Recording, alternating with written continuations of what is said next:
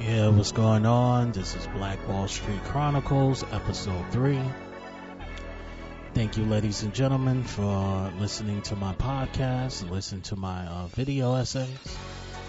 A couple of days ago, we had a horrible tragedy. 50 people was massacred in New Zealand, excuse me. It was because of a white supremacist. This white supremacist had a President Trump manifesto where he gave he talked about how Candace Owens and PewDiePie had inspired him. I think this person was just using it to troll the internet. He had every intentions to go in there and shoot the people on his own. He was just looking for people as an scapegoat to his sick way of thinking. Yeah, the white supremacist way of thinking is really psychotic, and we have to figure out a way to deal with people who have an evil mentality towards other people of other races. Black Wall Street Chronicles, today we will talk about this. I'm going to read some articles to basically give a idea of what's going on in New Zealand right now, what they're doing to prevent the massacre and prevent other evil individuals to commit acts of mass violence and mass terrorism. Okay, I'm going to read an article from USA Today from a Mr. John Bacon. New Zealand Prime Minister vowed Monday to unveil gun law changes within a week and called on gun owners to surrender their firearms to police after last week's shooting rampage that left 50 people dead. Within 10 days of this horrific act of terrorism, we will have announced reform which I believe will make our community safer. Prime Minister Jacinda Ardern said. Ardern promised a review into security agencies after the mosque shootings, the New Zealand Herald reported.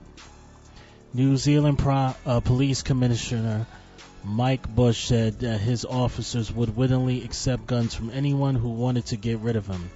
He suggested that people alert police ahead of time given the current situation. Ardern said that she applauded people who handed in their weapons and encouraged more to do so.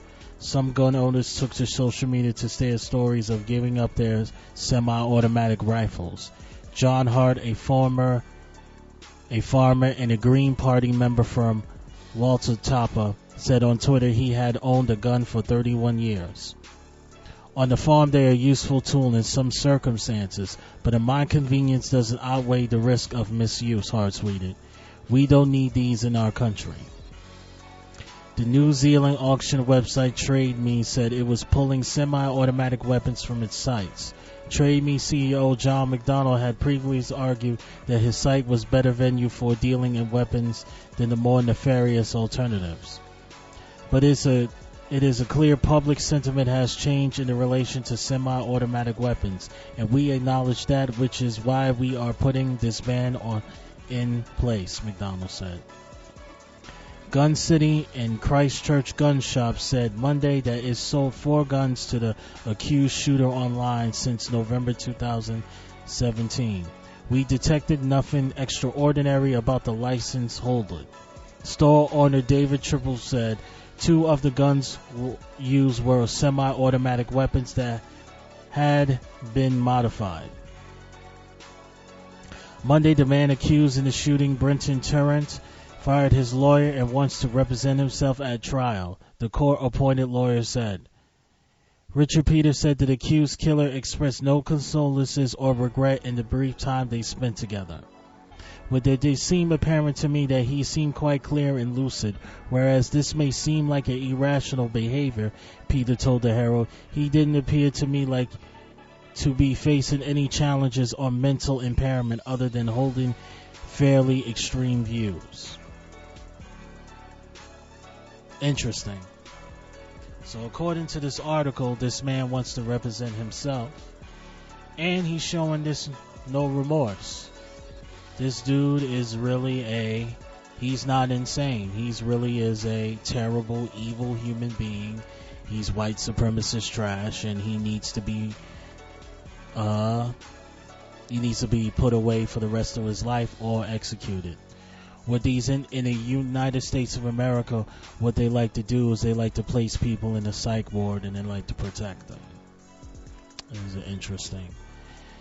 This is what we're gonna do. Okay, I'm gonna read another. We're gonna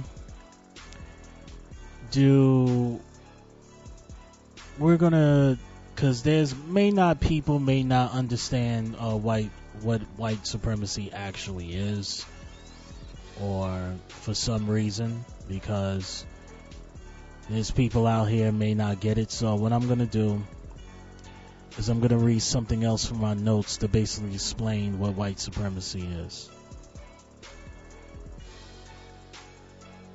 Give me one more.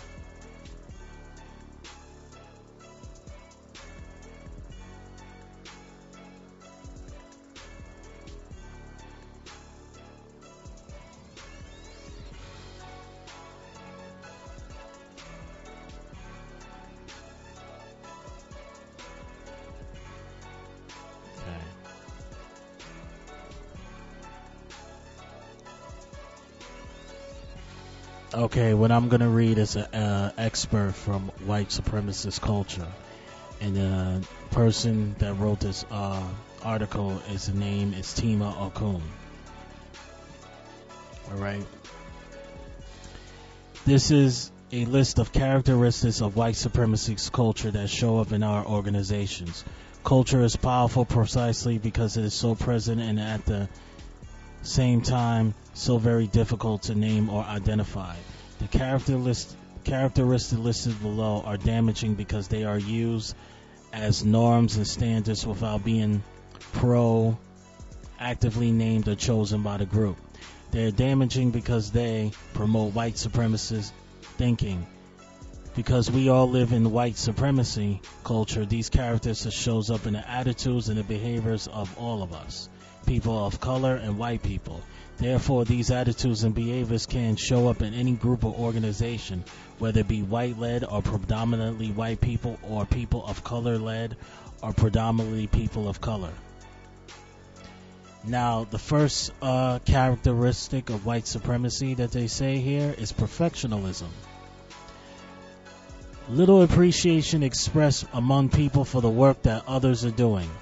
Appreciating that is expressed usually directed to those who get most of the credit anyway. More common is to point out either how the person or work is inadequate, or even more common, to talk to others about the inadequacies of a person or their work without ever talking directly to them. Mistakes are seen as personal.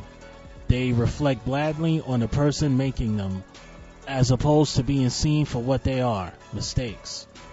Making a mistake is confused with being a mistake. Doing wrong with being wrong. Little time or energy or money put into reflection or identify lessons learned that can improve practice. In other words, little or no learning from mistakes. Wow, okay. Tendencies to identify what's wrong, little ability to identify, name, and appreciate what's right. So that's the first characteristic of white supremacy. They want you to be a perfectionist, and if you don't follow what they feel is being perfection, they think that you're less than a person. Okay. Now, the second characteristic of white supremacy is a sense of urgency. Continued sense of urgency that makes it difficult to take time to be inclusive. Encourage democratic or thoughtful decision making, to think long term and consider consequences. Yes, because according to the other people that I listen to, like a Tariq Nasheed or Professor Black Truth, they're saying that white supremacy thinks on a form of survival. So if you're thinking on a form of survival, you would have a sense of urgency. Let's read more into this. Frequently results in sacrificing potential allies for quick or highly visible results. For example, sacrifice interests of communities of color in order to win victories for white people, seen as default or norm community. Okay, so the white supremacists, with their mentality of a sense of urgency, have no problem sacrificing others for their goal. Interesting. Reinforced by funding proposals which promise too much work for too little money, and by funders who expect too much for too little. Interesting. Alright. Now the third is defensiveness. Yes, the third characteristic of white supremacy is defensiveness. The organizational structure is set up and much energy spent trying to prevent abuse and protect power as it exists, rather than to facilitate the best out of each person or to clarify who has power and how they are expected to use it. Because of either or thinking, criticism of those with power is viewed as threatening and inappropriate or rude. Okay. People respond to new or challenging ideas with defensiveness, making it very difficult to raise these ideas. A lot of energy in the organization is spent trying to make sure that all of the people's feelings are getting hurt or walking around defensive people. White people spend energy defending against charges of racism instead of examining how racism might be actually happening. Interesting. So let's analyze this third characteristic of white supremacy. So it says here that if you criticize a person in a position of power, they make this seem like that's rude. You're not supposed to question the person that's in power. And they're so busy defending racism and defending to say that they are not racist, that they have no interest to find out if racism is actually happening. Okay. Now, here's the fourth characteristic of white supremacy. Fourth characteristic of white supremacy is quantity over quality. Okay. All resources or organizations are directed towards producing measurable goals. These that can be measured are more highly valued than the things that cannot. For example, numbers of people attending a meeting, newsletter circulation, money spent are more valued than the quality of relationships, democratic decision making, and the ability to constructively deal with conflict.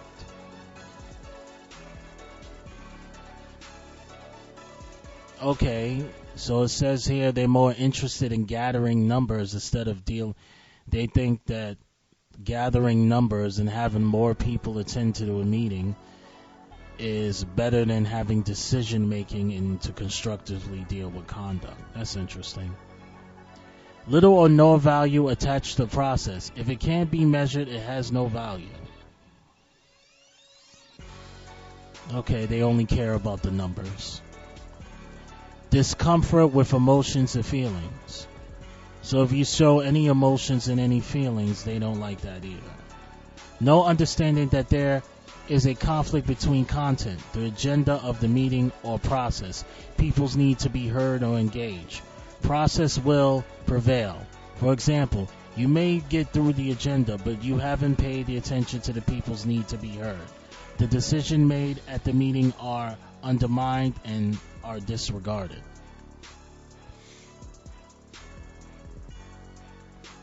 Okay. Interesting.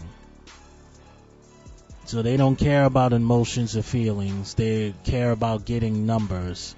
They have no understand the conflict. These guys are so more interested in achieving numbers and achieving power instead of making constructive decision making. It's interesting.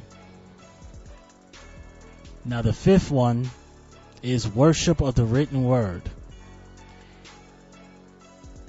If it's not in a memo, it doesn't exist. The organization does not take into account or value other ways in which the information gets shared. Those with strong documentation and writing skills are more highly valued, even in organizations where ability to relate them to others is key to the mission. Okay, everything has to be written down. It's not in a memo, it doesn't exist. I'm not sure about this one because these white supremacists seem to be very interested in the internet. So why would they care about a memo being written down? I don't get that one. That's interesting.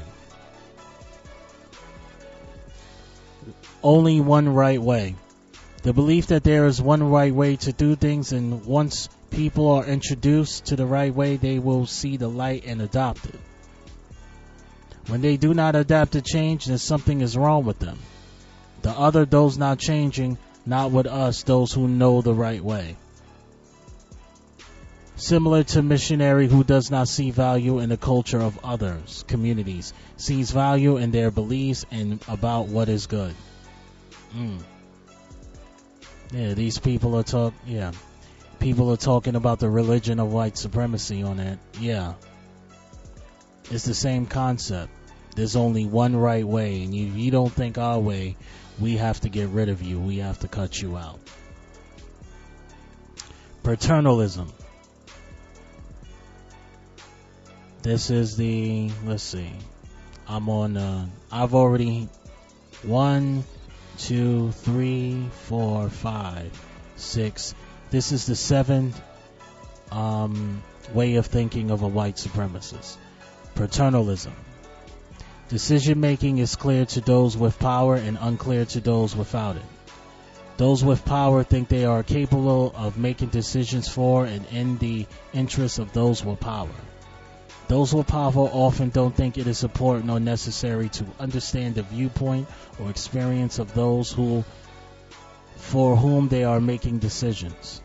Those without power understand that they do not have it and understand who does make what decisions, and yet they are completely familiar with the impact of those decisions on them.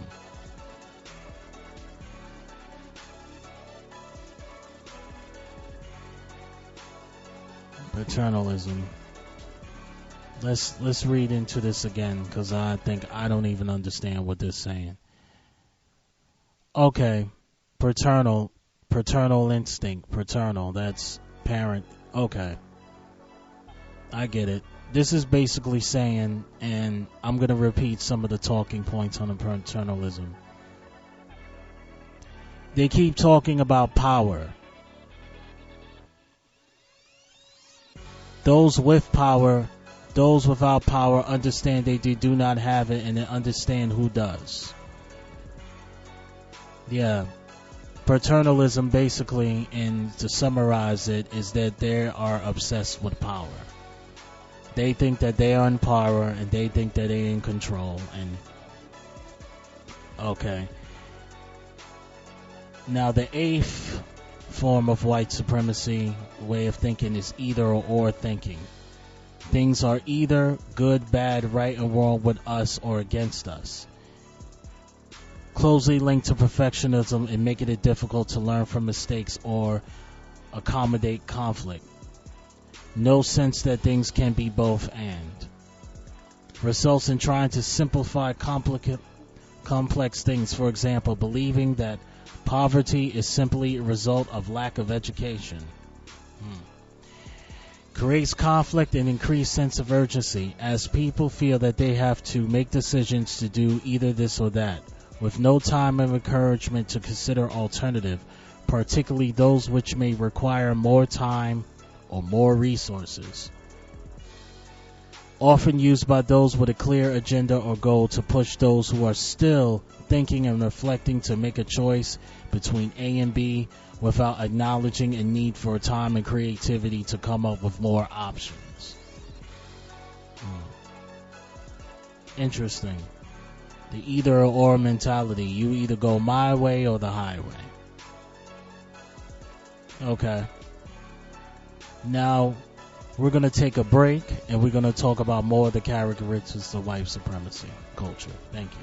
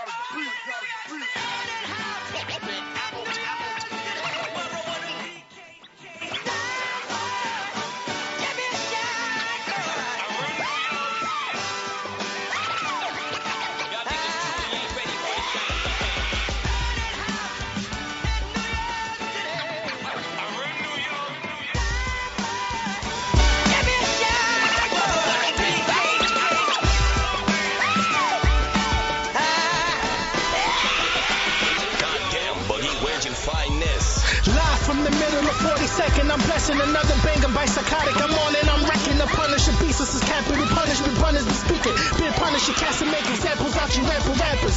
Bronx bomber from the city where the greats are from. Chris Rivers, OP Mala Reigns is from. Cuban Link, Busy Being and Remy Martin. Man, that verse on any of us smoking out forever. Love my city. Bright lights and big dreams. Cash rules everything around me. Cream, get the money. Dollar bills on the rails. Take it back to 93 and Staten Island for that L. Hip-hop, rap caused the panic. Salute to Queensbridge, the home of Illmatic. And the infamous, can't forget son, David Jeter showed that number 2 was number 1.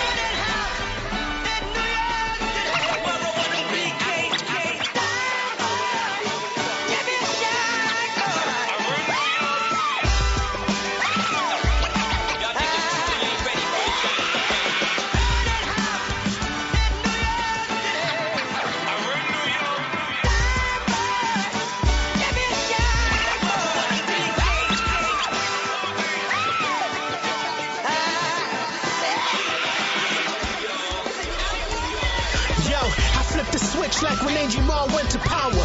Flex beefing with Hope, I'm feeling sour. It's still New York City, no effing cowards. Brooklyn, where the people yelling yawa. Fabulous Joel Ortiz, man, them boys are ether. Rest in peace, the birthplace of Aaliyah. High haters, even at the haters love him, ain't no BK. The birthplace of David Blaine, yo. Papoose drop charades. Meanwhile, the second Sunday in June is the PR parade. Floating through the city, all the people getting lit. Can't forget about Harlem. Shout outs to the dips. Children of the corn showed unity. Now we bumping that diplomatic immunity. Greatness is earned and never borrowed. You sucker MCs won't last in the Apollo.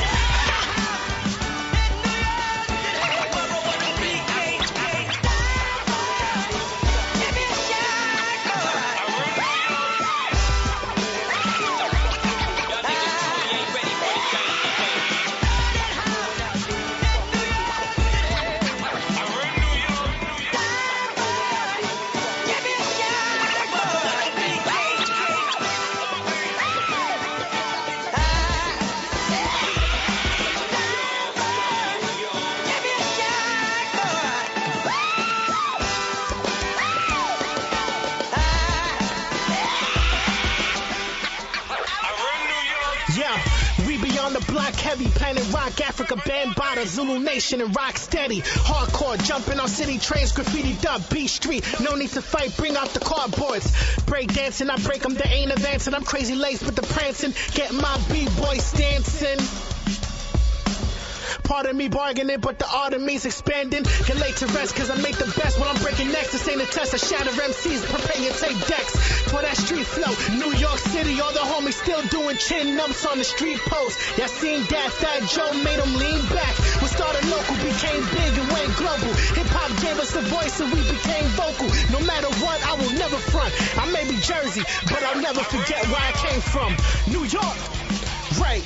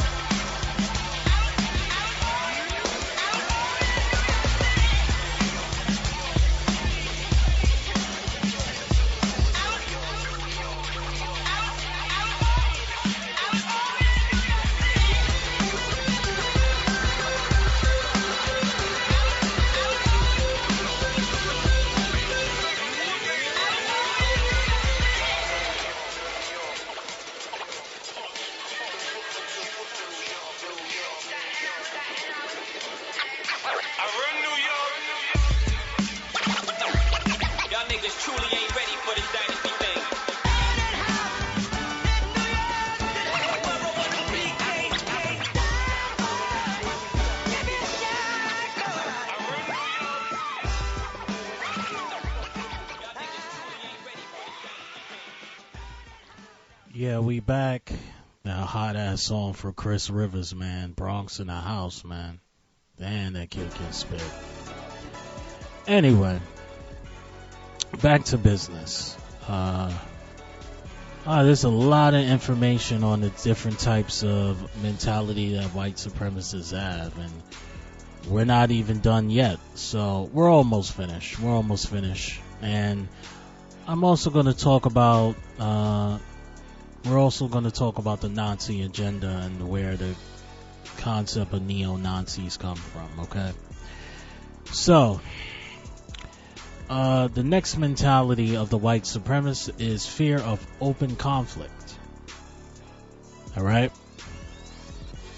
People of power are scared to express conflict and try to ignore it or run from it. When someone raises an issue that causes discomfort, the response is to blame the person for raising the issue rather than to look at the issue which is actually causing the problem.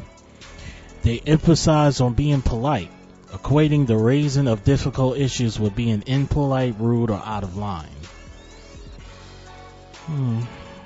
There's a comic I can relate to this because it goes hand in hand with political correctness. Like, every time you raise something that's controversial racially, there always be like, you shouldn't say that, this impolite, you don't want to hurt anybody's feelings. That's actually problematic, you see. Okay. Role play ways to handle conflict before conflict happens. Discriminating between being polite and raising hard issues. Don't require those who raise hard issues to raise them in acceptable ways, especially if you're using the ways in which issues are raised as an excuse not to address those issues. Once a conflict is resolved, take an opportunity to revisit and see how it might have been handled differently. Individualism. Individual is another mentality of the white supremacists. Little experience or comfort working as a part of a team. People in the organization believe that they are responsible for solving problems alone. Accountability, if any, goes up and down, not sideways to peers of those organization is set up to serve. That's interesting. Lack of accountability is actually a mentality of a white supremacist, huh? And earlier in the article it says that many people of color actually have this mentality too. This is very interesting. Desire for individual recognition or credit. Okay, you working as a team, but you still want individual recognition and you don't want to acknowledge the work of others. Okay. Leads to isolation. Competition more highly valued than the cooperation, and where cooperation is valued. Little time or resources devoted to developing skills on how to cooperate. Creates a lack of accountability as the organization values those who can get things done on their own without needing supervision of guidance. Okay. That's interesting. So, if you work for a company and you have the mentality, if you can't work with a team and you don't take accountability for your own actions, you actually have a mentality of a white. You actually have one of the main mentalities of a white supremacist. That's interesting. Don't worry, what I'm going to do is I'm going to give you the website of the person who's handing out all of the information.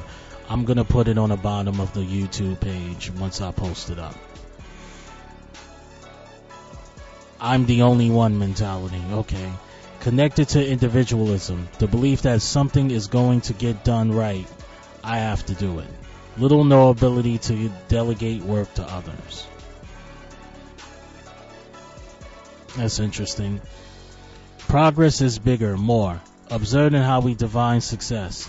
Success is always bigger, more, develops the ability to serve more people, regardless of how well they're serving them. Gives no value, not even to negative value to its cause. For example, increase accountability to funders as the budget grows. Ways in which we serve may be exploited, excluded, and underserved as we focus on how many we are serving instead of quality of service or values created by the ways in which we serve.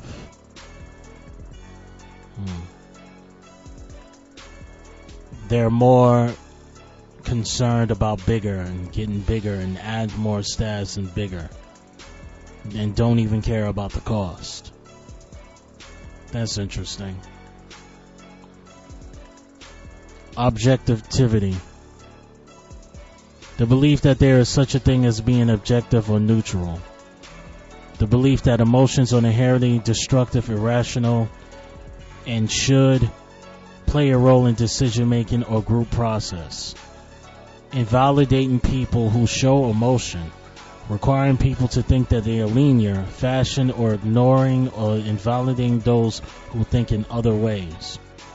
Impatience with any thinking that does not appear logical. That's interesting because in dealing with white people and just in America culture in general, people think that African Americans actually think in a monolith. We all think in same. We all have a linear way of thinking. And any black person that says anything different, like for example, say a black person says that's supporting Trump. all of those black people, I don't like President Trump. Let's get that clear. But let's say a black person wants to be a black Republican, and you have a whole bunch of people on the internet, along with white people, that are saying that that black person is a coon, that black person is a sellout. That's actually not good, because you're practicing white supremacy, and vice versa. If you think that black people have a linear way of thinking a monolith, all think the same, that's actually very racist. Okay. Now, another mentality of a white supremacist is the right to comfort. They believe that those with power have a right to be emotional and psychologically comforted, scapegoating those who cause discomfort, equating individual acts of unfairness against white people with systematic racism which daily targets people of color. That's interesting. So, you feel that you have to make the people in power comfortable, and you use scapegoats with anybody that makes the people in power uncomfortable. You use scapegoats to basically protect them. And you equate individual acts of unfairness against white people with systematic racism which daily targets people of color. Yeah, you create false equivalency between the strife of white people between systematic racism. Okay. I get it. Now it says in the article, one of the purposes of listing characteristics of white supremacist culture is to point out how organizations which unconsciously use these characteristics as their norms and standards make it difficult, if not impossible, to open the door to other cultural norms and standards. As a result, many of our organizations, while saying we want to be multicultural, really only allow other people and cultures to come in if they adapt or conform to already existing cultural norms. Being able to identify and name the cultural norms and standards you want is a first step to making room for a truly multicultural organization. This is an interesting article. This article is written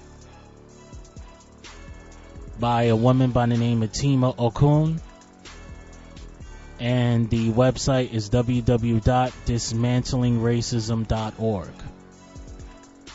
Okay, I'm gonna put the link of this article under my YouTube page, okay, which is Pain 308 TV, but I will post it on my Facebook page, and I will also post it on Facebook and Twitter and all this other various websites that I am dealing with, social networking websites. Okay, so what we're going to do is going to take a quick break, and what I'm going to do is I'm going to talk about neo-Nazism and where exactly it started from. Thank you very much.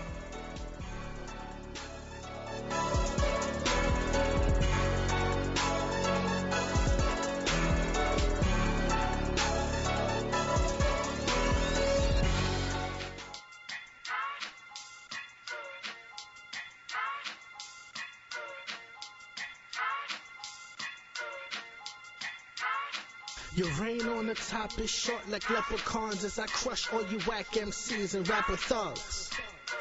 That was refreshing. Yeah. You can catch me in the Mecca, looking so mean. Blue Yankee fitted while I'm chilling with my team. Madison Square on the sideline screaming. Coach put me in and I'm on, now I'm beasting. Hands in the air, I wanna see you keep them out. Put your hands in the air, I wanna see you keep them out. Put your hands in the air, I wanna see you keep them out. Oh yeah. Yo, you can catch me on the front line, looking like a sergeant. BX, all the way to Jersey, will be marching. SB, Cool D, Mellow, bring the squad in. Call me Ray Moses with the flow that I be parting. Pardon me while I shoot for the art when a nigga draws. I'm Ray Charles, eye sharp when a nigga saw. Come on, dog, you can see a nigga paw. Feeling like fuck the world, my emotions too raw. My name rings bells, I'm kicking down your door. Think you super fly, I put put you in disguise like a luchador. So international, my thoughts are on tour. Shorty loves the swag, got her slurping through the super straw. This shit was hot about a week ago. I'm AC mixed with Zach, you still screeching though. You can hate, you still peeping though. I be running through my old hood, running. Now it's time to get it in, so yeah, I'ma do me. Heard they wanted me to win, so yeah, I'ma do me. Heard you thought that I was slacking, well it's time to do me. Shorty wants that satisfaction, well it's time to do me. Put your hands in the air, I wanna see you keep 'em high. Put your hands in the air, I wanna see you keep 'em high. Put your hands in the air, I wanna see you keep 'em high. Put your hands in the air, I wanna see you keep 'em high. Yeah. Fly nigga catch me with a shorty. I'm from the Bronx when my nigga still poppin' 40. Puerto Rican call me Barty. Shorty called the dick fat is too gaudy. Yeah, this game I'm about to kick got me feeling like some salt that your bitch about to lick. Like some alcohol, I'm about to lick in this bitch. Then I'm out to the store to cop me a soda and a chick gon' still grinding. I bet them red lights make you stop. It's my time, boy. I've been ticking like a watch. I'ma push the pen. At the end, it's all about respect. I'm ahead of minds, how I'm standing on top of next. Wow. Pure bars if you rewind it. That I'm ahead of mine, I guess I have to remind it. My bad, you had a declining. You wasn't all that, it's time to fall back. Now it's time to get it in, so yeah, I'ma do me. Heard they wanted me to win, so yeah, I'ma do me. Heard you thought that I was slacking, well it's time to do me. Shorty wants that satisfaction, well it's time to do me. Put your hands in the air, I wanna see you keep 'em high. Put your hands in the air, I wanna see you keep 'em high. Put your hands in the air, I wanna see you keep 'em high. Put your hands in the air, I wanna see you keep 'em high. Who else? This shit is poppin'. All you other rappers know your shit is flopping.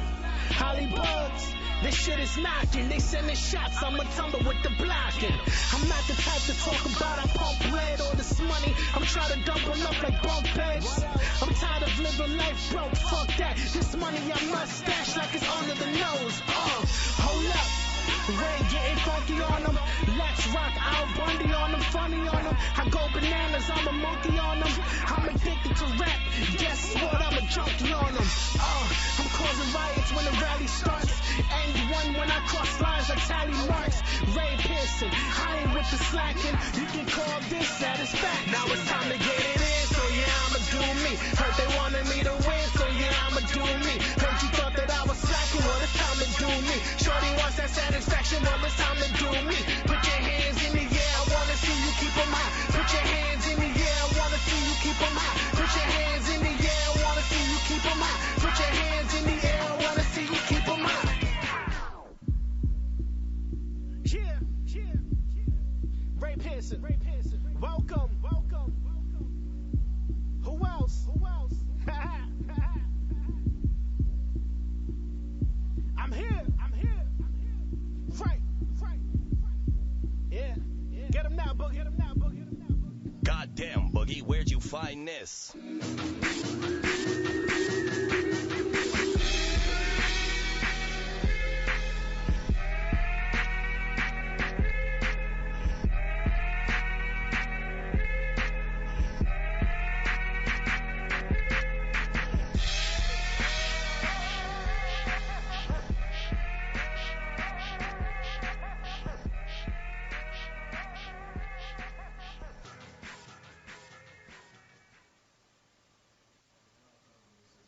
Street Chronicle. This is Black Wall Street Chronicles. Welcome back. Earlier, we already talked about the ideology of white supremacists in the corporation, and I'm going to put the link of an article that I was reading from so you can get more information on that. But because of the massacre of New Zealand, there might be people out here that may not understand what neo-Nazism is and where it comes from.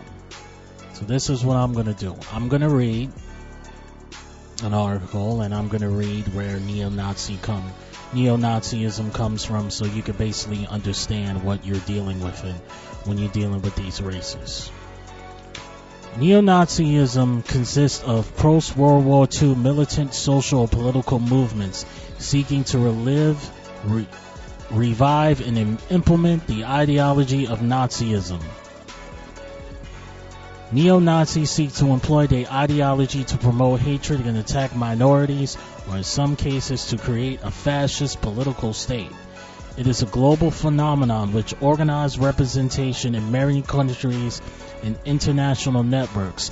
It borrows elements from the Nazi doctrine, including ultranationalism, racism, xenophobia, ableism, homophobia, anti-Romanism, anti-Semitism, anti-communism, and initiating the Fourth Reich. Holocaust denial is a common feature, as in incorporation of Nazi symbols and admiration of Adolf Hitler. In some European and Latin American countries, law prohibited the expressions of pro-Nazi, racist, anti-Semitic, or homophobic views. Many Nazi-related symbols are banned in European countries, especially Germany, in an effort to curtail neo-Nazism.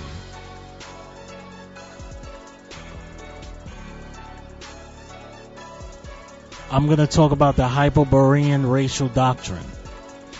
Neo-Nazi writers have posited a spiritual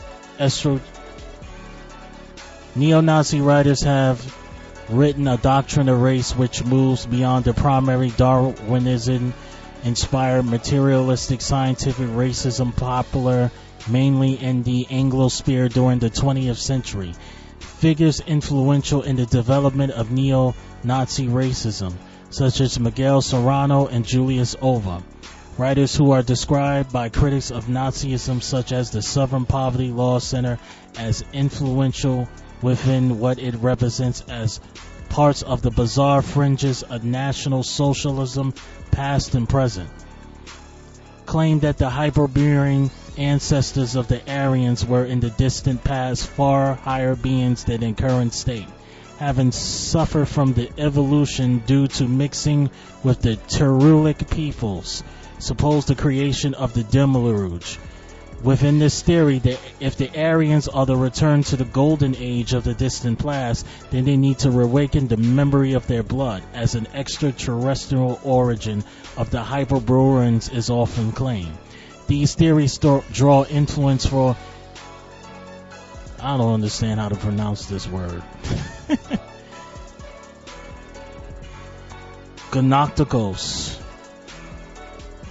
Gnosticism. The heck is Gnosticism?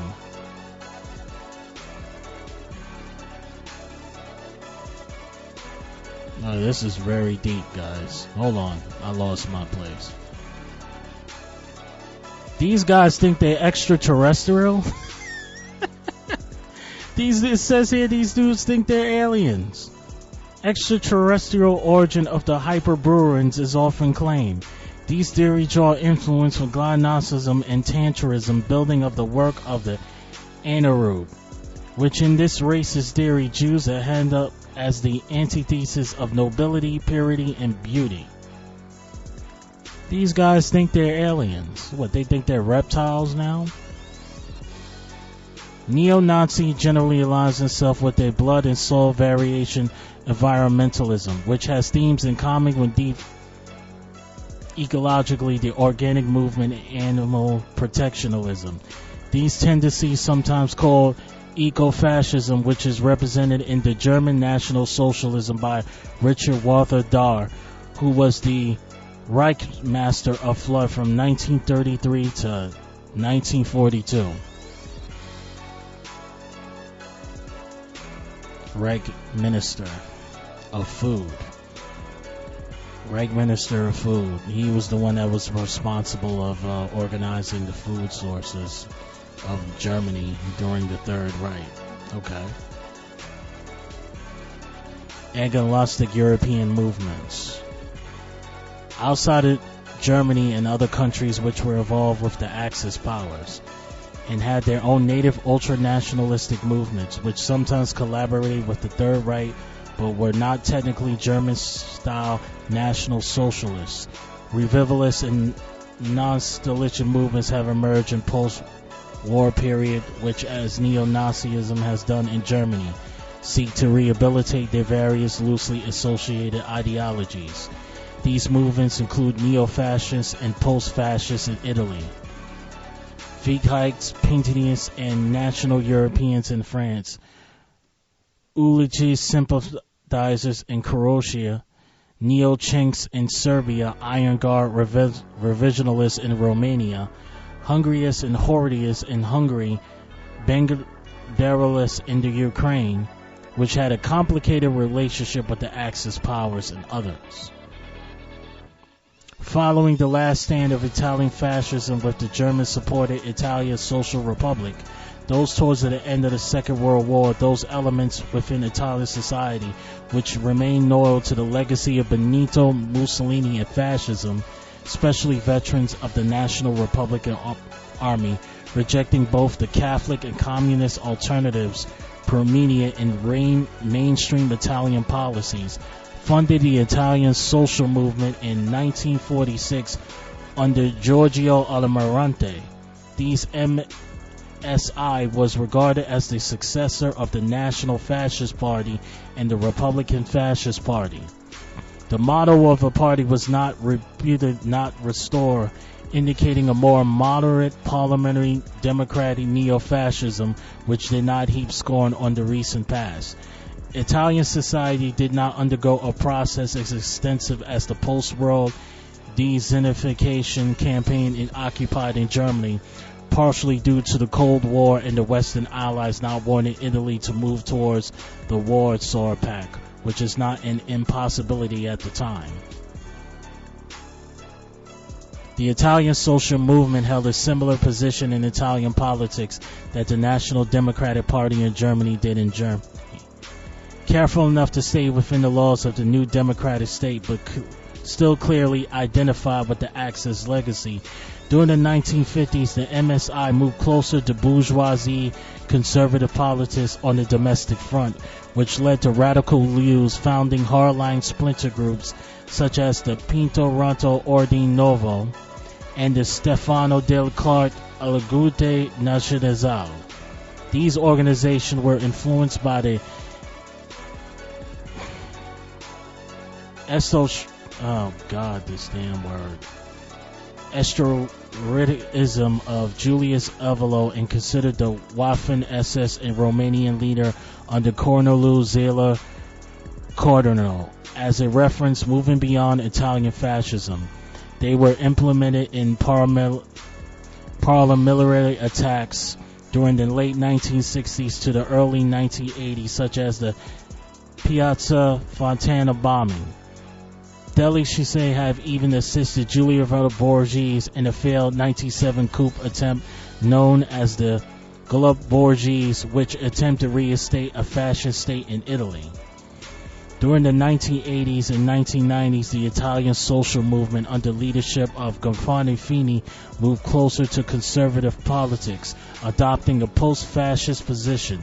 This was opposed in a fascist element under Rocio, who created the Fama Chronicle in 1995. The party was dissolved of Fini in 1995, who replaced it with the National Alliance.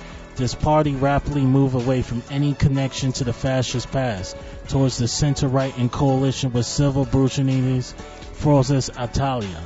The two parties merged in 2009 to become the People Freedom.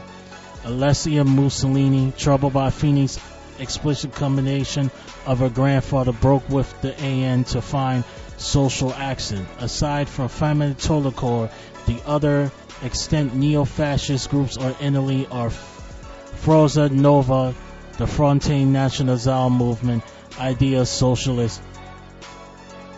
Sorry, that's a phone call. And the Cultural Casapound Project. In terms of current size, they are mostly negligible. I didn't know that there wasn't a damn Nazi fascist movement in Europe that was so strong. This is the late 2000s. This is still going on. White supremacy is really international, man. Well, anyway, this was a lot of information. What I'm going to do is I'm going to place the links to all of this information because To be honest, a lot of the words was very hard to pronounce. I'm going to be honest. This is above my vocabulary, my pay grade. So it's okay. So what we'll do is see you guys next week, where we'll talk about the psychological conditions of our community. Thank you very much, and you have a pleasant night. God bless.